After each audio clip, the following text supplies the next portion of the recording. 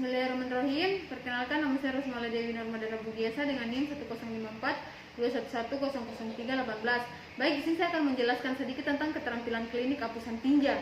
Nah, tujuan pembelajaran dari keterampilan klinik apusan tinja adalah setelah melakukan latihan keterampilan ini, mahasiswa diharapkan terampil membuat dan mewarnai apusan tinja dan mengawetkan sampel tinja. Dengan latihan keterampilan ini, mahasiswa juga diharapkan mampu melakukan komunikasi efektif secara profesional. Nah, indikasi dari pemeriksaan apusan tinja ialah pasien dengan gejala diare yang berdarah atau disentri, anemia, nyeri perut dengan suspek infeksi protozoa atau helminthiasis usus. Pada infeksi protozoa, kemungkinan yang didapatkan adalah bentuk tropozol atau citis, sedangkan pada helminthiasis usus dan dapat ditemukan telur larva ataupun cacing dewasa.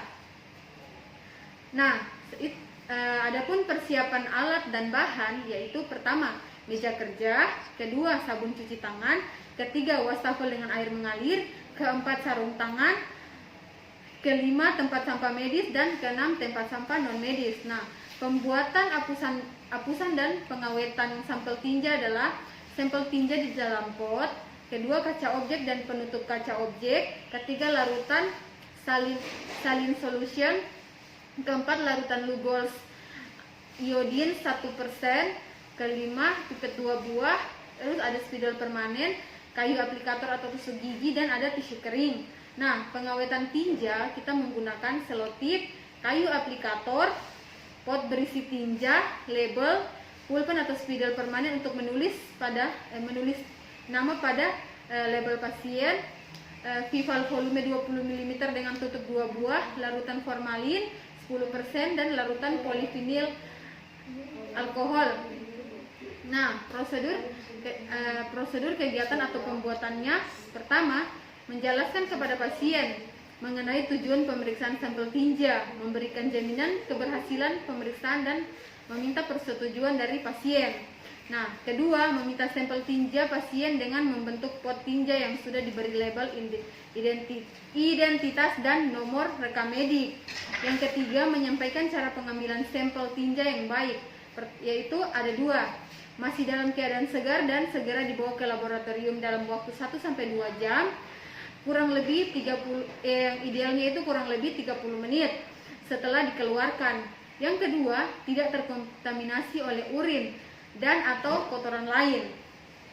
Nah, setelah itu pembuatan apusan dan pewarnaan sampel tinja. Pertama, ambil kaca objek kemudian beri label berupa identitas pasien, nomor registrasi atau rekam medik, tanggal pengambilan sampel, dan tinja tanggal pembuatan apusan. Yang kedua, lakukan cuci tangan, kemudian menggunakan sarung tangan. Yang ketiga, lakukan kaca objek letakkan kaca objek di tempat yang datar atau di atas meja. 4. Menggunakan pipet, teteskan masing-masing 1 tetes larutan saline solution pada bagian tengah kiri dan larutan Lugol's iodine pada bagian tengah kanan atas. Ambil sampel sedikit bagian dari tinja menggunakan kayu aplikator dan letakkan pada larutan saline solution, kemudian dicampurkan hingga rata. Lakukan hal yang sama pada larutan Lugol's iodine. Nah, catatan hal-hal yang harus diperhatikan adalah tinja encer, ambil di bagian mana saja. Tinja bercampur lendir atau darah, ambil di bagian berlendir atau berdarah. Tinja keras, ambil di bagian luar dan di dalam spesimen. Setelah itu, tutup kedua apusan tersebut dengan penutup kaca objek. Apabila terdapat kelebihan cairan, keringkan dengan menggunakan tisu. Letakkan sarung tangan, buang pada tempat sampah medis, dan cuci tangan. Nah, pengawetan tinja, pertama, cuci tangan menggunakan sarung tangan. Kedua, label kedua vial volume 20 ml dengan identitas pasien, nomor, dan tanggal pembuatan awetan. Nah, setelah itu tuliskan huruf F pada salah satu vial. F adalah formalin dan huruf V adalah vial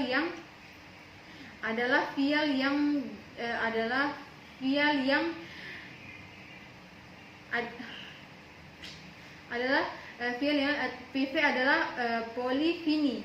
Setelah itu isi vial dengan label setelah itu dengan menggunakan kayu aplikator, masukkan sampel tinja dan campurkan dengan formalin.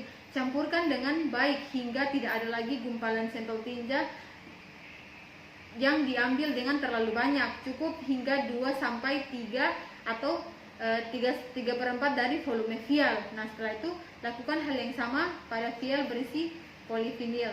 Nah, tutup rapat kedua vial, tambahkan selotip di sekeliling tutup vial untuk mencegah kebocoran.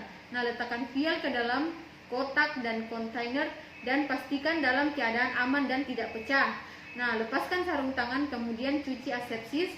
Nah, sertakan surat pengantar periksaan berisi identitas pasien, nomor rekam medik, dan tanggal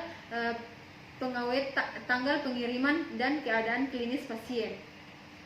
Nah, terima kasih, itu saja yang dapat saya jelaskan.